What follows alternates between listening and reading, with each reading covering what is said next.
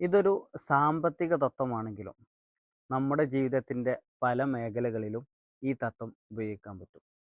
ഇന്ന് നമ്മൾ ചർച്ച ചെയ്യുന്നത് പാരിറ്റോ തത്വത്തെക്കുറിച്ചാണ്. ഇറ്റാലിയൻ സാമ്പത്തിക ശാസ്ത്രജ്ഞനായ വിൽഫ്രഡ് പാരിറ്റോ അദ്ദേഹം കണ്ടെത്തിയ ഒരു തത്വമാണ് 80-20 റൂള്. അദ്ദേഹം പറയുന്നത് ലോകത്തിലെ സമ്പത്തിൻ്റെ 80% കുടികൊള്ളുന്നത് 70% ആളുകളുടെ കയ്യിലാണ്. ഈ ഒരു തത്വത്തെ നമുക്ക് നമ്മുടെ ജീവിതത്തിൻ്റെ പല മേഖലകളിലും ഉപയോഗിക്കാം. നമ്മളൊരു സബ്ജക്റ്റ് പഠിക്കുന്ന സമയത്ത് അതിൻ്റെ 20% നമ്മൾ പഠിച്ചു കഴിഞ്ഞാൽ അത് 80% പഠിച്ചൊരു പ്രതീതി ഉണ്ടാവും. കാരണം ബാക്കിയുള്ള ഭാഗം നമുക്ക് സിമ്പിളായിട്ട് മുന്നോട്ട് പോകാൻ പറ്റും. അതുപോലൊക്കെ തന്നെ നമ്മുടെ സമയവും നമ്മുടെ ജീവിതത്തിലെ സമയത്തിലെ 20% വളരെ ക്രിയാത്മകമായിട്ട് നമ്മൾ ഉപയോഗിക്കുകയാണെങ്കിൽ ബാക്കിയുള്ള 80% നമുക്ക് സുഖമായിട്ട് മുന്നോട്ട് ജീവിക്കാൻ കഴിയും. ഇതുപോലെ നമ്മുടെ ജീവിതത്തിൻ്റെ ഓരോ മേഖലകളിലും നമുക്ക് ഈ 20-80 റൂള് ഒരുപാട് ഉപകാരപ്രദമായിട്ട് നമുക്ക് ഉപയോഗിക്കാൻ സാധിക്കും.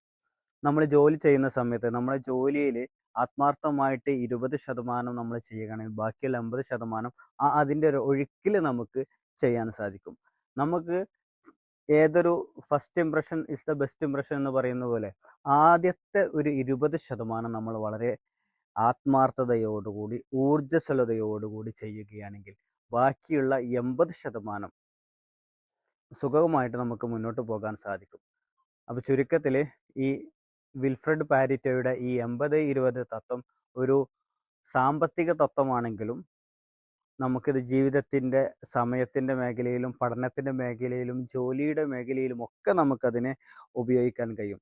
പിന്നെ അതോടൊപ്പം തന്നെ നമ്മൾ ഇതിൽ ശ്രദ്ധിക്കേണ്ടത്, ഇതിൽ നല്ല ഫോക്കസ് കൊടുത്ത് 20% സമയത്ത് നമ്മൾ നല്ല ഫോക്കസ് കൊടുത്ത് ആത്മാർത്ഥതയോടെയാണ് കാര്യങ്ങൾ ചെയ്യുന്നത്. പലപ്പോഴും നമ്മളൊക്കെ ചെയ്യുന്നത് ഫുൾ ടൈം നമ്മൾ 80% ചെയ്യും, എന്നിട്ട് 20% റിസൾട്ട് കണ്ടെത്തും. നേരെ ഓപ്പോസിറ്റാണ് നമ്മൾ ചെയ്യേണ്ടത്. അത് 20% ജോലി ചെയ്ത് 80% റിസൾട്ട് ഉണ്ടാക്കുകയാണ് ചെയ്തത്. നമ്മൾ പലപ്പോഴും നമ്മുടെ സുഹൃത്തുക്കളോടും പലപ്പോഴും ചോദിച്ചാൽ അവരൊക്കെ ഫുൾ ടൈം തിരക്കായിരിക്കും. യഥാർത്ഥത്തിൽ വിജയം എന്നുള്ളത് തിരക്കല്ല, അത് വിജയം എന്നുള്ളത് ശ്രദ്ധ കേന്ദ്രീകരിച്ച് നല്ലപോലെ ഒരു 20% ചെയ്യുക എന്നുള്ളതാണ് വിജയം എന്നുള്ളത്. അപ്പോൾ ചുരുക്കത്തിൽ നമ്മൾ ഒരുപാട് തിരക്കിൽ എൻഗേജ് ആവുക എന്നുള്ളതല്ല വിജയം എന്നുള്ളത്. നമ്മൾ എൻഗേജ് ആവുന്ന സമയത്തെ ക്രിയാത്മകമായിട്ട് ഉപയോഗിച്ച് 20% ക്രിയാത്മകമായിട്ട് ഉപയോഗിച്ച് ബാക്കി 80% ആസ്വദിച്ച് ജീവിക്കാൻ കഴിയുക എന്നുള്ളതാണ് വിജയം.